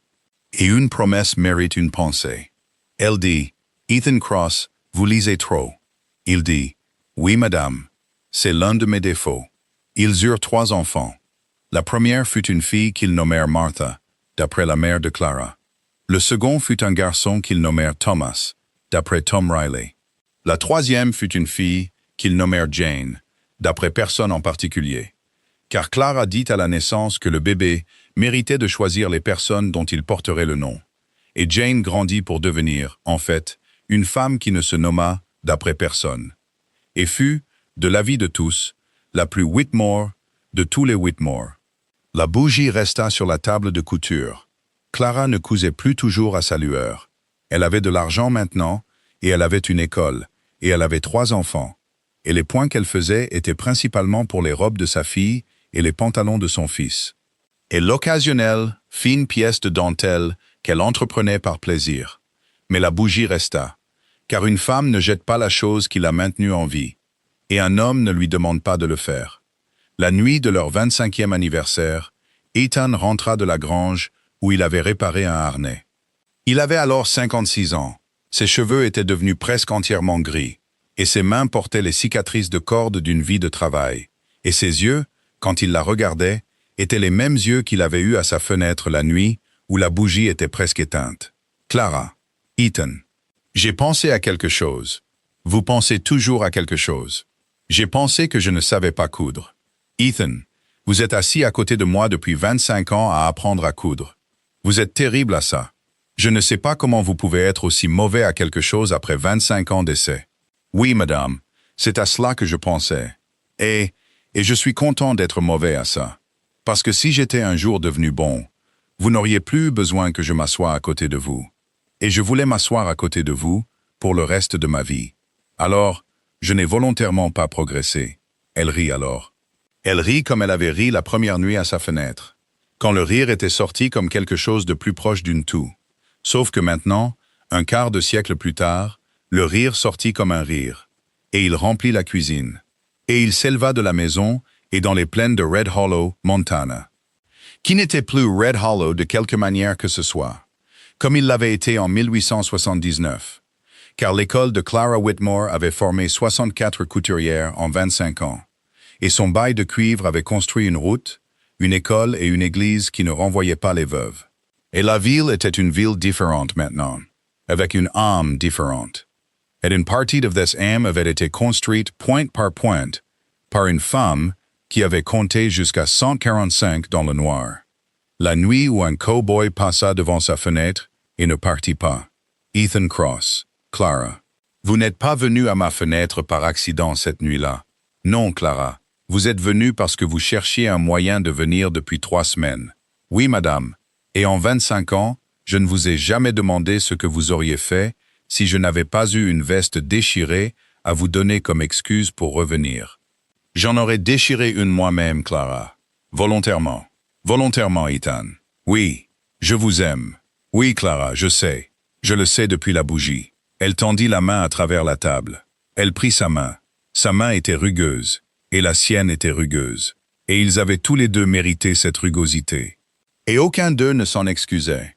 Elle la tint pendant un long moment, puis elle dit doucement la chose qu'elle n'avait pas dite à voix haute en 25 ans.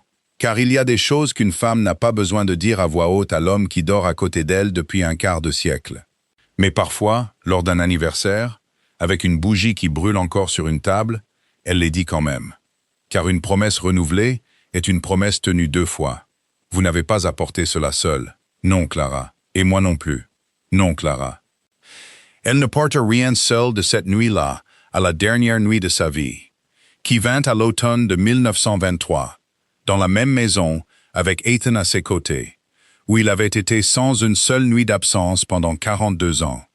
Elle partit comme elle avait vécu, la main dans la sienne, la mâchoire serrée, et aucune dette impayée envers aucune âme du comté, et la bougie sur la table de couture à côté de son lit, brûlant d'une flamme stable, jusqu'à ce que lui, pleurant pour la première fois à sa vue en toutes ces décennies, la souffle. La bougie fut rallumée le lendemain matin par sa fille Martha, qui avait appris de sa mère qu'une bougie ne s'éteint pas parce qu'une femme l'a fait. Martha la garda allumée pendant les funérailles, la semaine suivante, l'hiver, et chaque hiver pour le reste de sa propre vie. Et dans la ville de Red Hollow, Montana, pendant 100 ans après, quand une jeune femme se mariait et emménageait dans sa première maison, ne sachant pas encore si elle serait assez forte pour la tenir, sa mère lui donnait une seule bougie de suif et lui disait « C'est la bougie Whitmore, tu n'as pas à la porter seule. » Aucune femme de ce comté n'a jamais eu à le faire, parce que une l'a fait un jour, jusqu'à ce qu'elle ne le fasse plus. Et ce fut la fin des femmes portant des maisons seules en ce lieu. Et dans les plaines rudes de Red Hollow, Montana, ce fut la fin véritable et finale de l'histoire de Clara Whitmore et Ethan Cross. Qu'un homme vint à une fenêtre une nuit et ne partit pas, et qu'une femme arrêta de compter les points de couture dans le noir. Et ensemble, non pas comme un sauvetage, non pas par pitié, non pas par charité, mais comme un partenariat, choisi chaque matin pendant 42 ans, ils construisirent une maison, une famille, une école et une ville. Et ils prouvèrent une fois pour toutes à chaque âme qui en avait jamais douté que le véritable amour n'est pas le moment où un homme sauve une femme de son fardeau, mais le moment où deux personnes décident ensemble qu'aucun fardeau digne d'être porté n'a jamais été destiné à être porté seul.